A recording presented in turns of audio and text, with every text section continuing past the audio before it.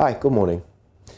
Growing up as the son of a scientist meant I learned a lot of things, whether I wanted to or not. My father took every opportunity to explain the science behind all the things around us. How the freezer chilled water, why balloons stayed in the air longer than footballs, why watermelons had more seeds than mangoes, why I never needed more than one egg a day. Every object, every event, every occurrence was an opportunity for my father to explain some scientific principle to me. And even if I never found a practical use for most of what he told me, strangely, a lot of it stuck in my memory. Now, I don't know whether it's because of my naturally rebellious nature or my inexplicable need to push boundaries just to see what happens. But for some reason, the one thing that my father taught me about science, which I have remembered and applied in my life to date, is this: every law of science can be broken. And it's absolutely true. Gravity exists, yet birds fly. A pebble will sink into water, yet a log will float on it.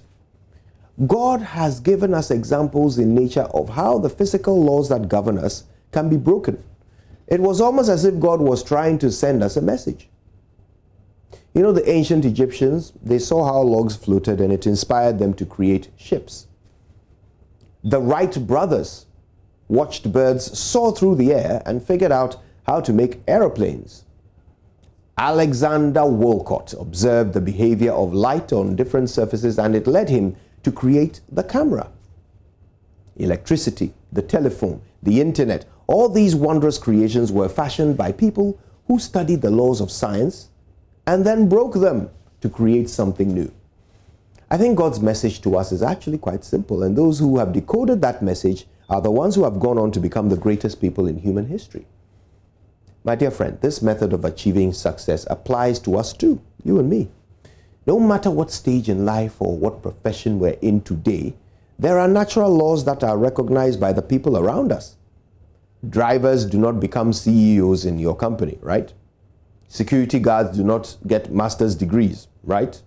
Kids from your village don't go to university, right? People with no money don't start businesses.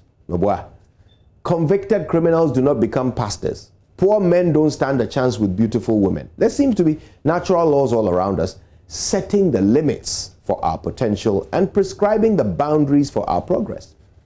Everyone around us ascribes to these laws, and so we do too. What we don't realize is that these laws are robbing us of our destinies.